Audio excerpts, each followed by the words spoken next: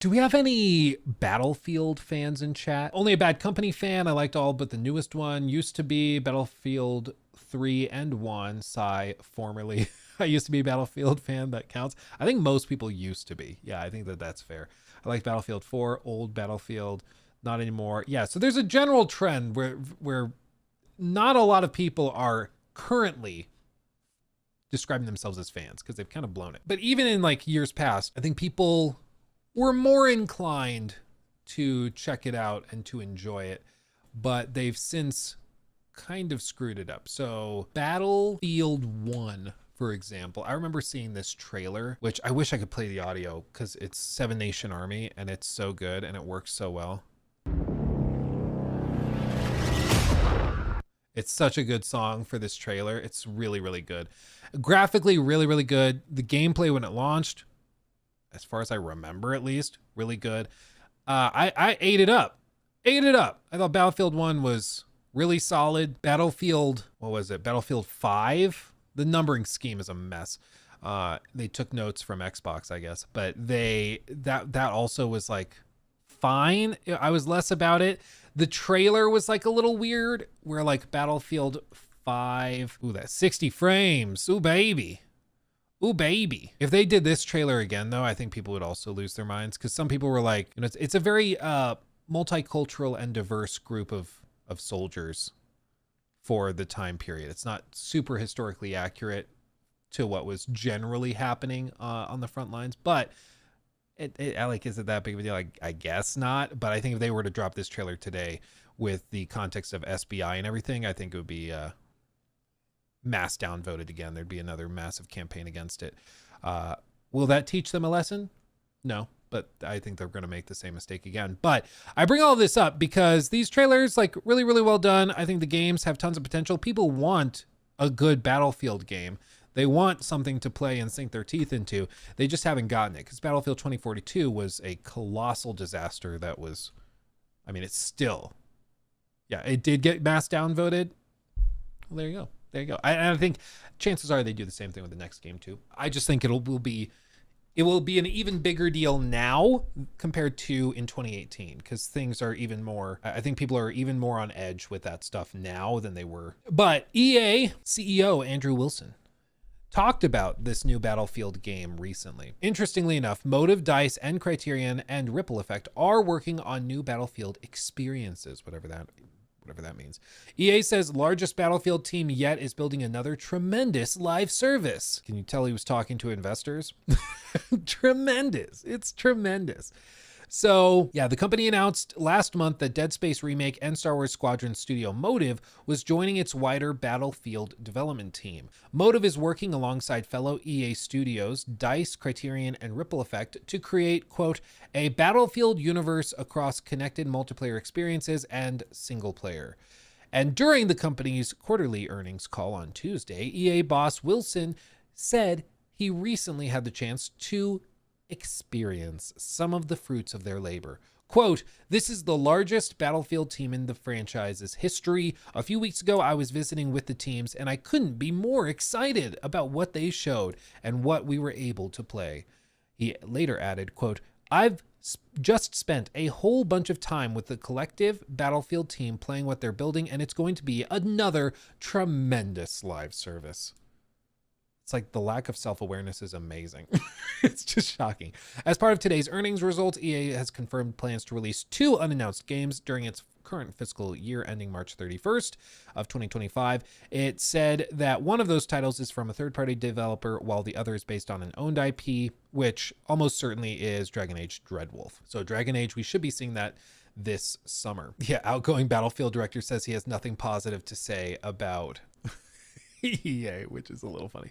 I don't know. I would not expect much coming from Battlefield. I mean, I remember saying back at the time that Battlefield 2042 was about to launch, I was like, okay, they are primed to take the world by storm. Because 2042 was coming at a time when like Warzone hype was starting to die down a bit. People were starting to mellow out on it. And so I remember seeing the trailers and stuff, and I was like, this could actually win them back a lot of fans. This could take on Warzone. Like, they could actually just take a chunk of the market share. And there's all sorts of other stuff that they showed that got people super, super stoked. You know, it looked really, really solid. This whole concept of, you know, mixing destructible environments with the huge map gameplay of Battlefield had tons of potential. And this also excited people a ton because this was like the ultimate throwback reference that got people super, super stoked. The eject, rocket launcher, skadoosh. And then you hop back in. Badass, dude. It's badass. People are like, we want that game. We want that. Turns out they didn't get it. It was a bit of a mess when it came out, and it still is. I mean, it didn't have like leaderboards. It didn't have anything that you would have expected. It was a solid like 3 years too early, and they just blew their chance. Like they could have come along and really surprised people and given Call of Duty a run for their money, and they just blew it. Totally blew it. So I think they have a chance to make another comeback with this next series of games that they're working on.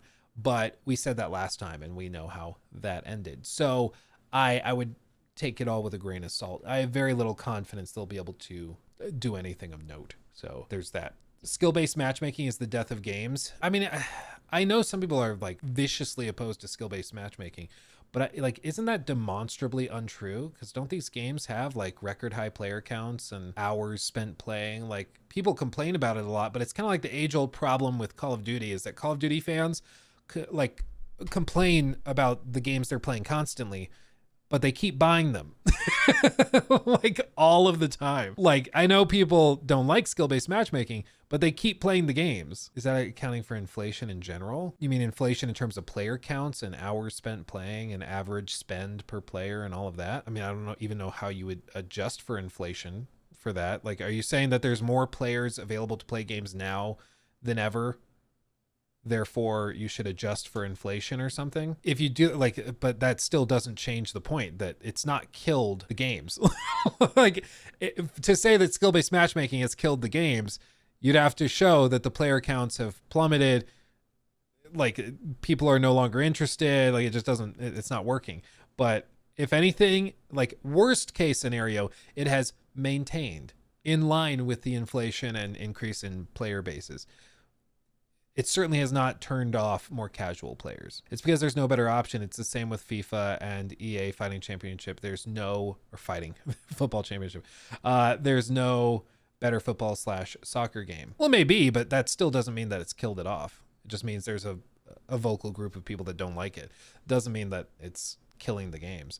And like these companies, they do it because for more casual gamers, they seem to spend more time playing, spend more money, and all of that in games when there's skill-based matchmaking employed. So that's why they keep doing it. There's a very vocal group of people that really don't like skill-based matchmaking, certainly, but the companies keep doing it because it's working. All they need to do is tone down skill-based matchmaking.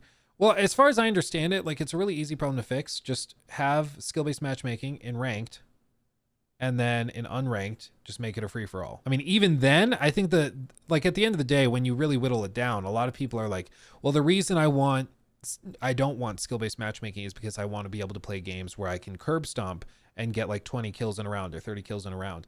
And I understand that can be really, really fun, but you got to remember that you're going into a server with other players who are at the receiving end of that beatdown. And for them, it's probably not that fun. So you can fill servers with bots. I think that that's one way to do it. I'm pretty sure Fortnite uses bots all the time to fill in servers and do that. So you can get some easy kills that make you feel happy and warm and cuddly inside. But it is a little funny to me that inevitably people just end up getting, it just comes down to we just want to be able to curb stomp noobs. And I'm like, I don't know how fun that is for everybody else, because you'll just end up with the tryhards with the 3 or 4 KDs that go into public lobbies and curb stomp Timmy and Jimmy that are home from middle school just trying to have a good time in an unranked match or something. And so for the 3-4 KD player, he's having a great time getting 30 kills in a game. But for Timmy and Jimmy, they're not having a great time. You learn by getting beaten. Yeah, I'm helping you. Yeah, the bots need to learn how to teabag to make it authentic. That's a good point. Imagine that's the big announcement at the Xbox Game Show. And now our Call of Duty update that's going to take the world by storm. We're using AI. We're using AI tools to improve gamers' experiences. And now our AI systems are capable of teabagging with 3 times the velocity and ferocity. It really feels like you've been teabagged when you play the game now. You can practically feel the teabagging. He took my thing.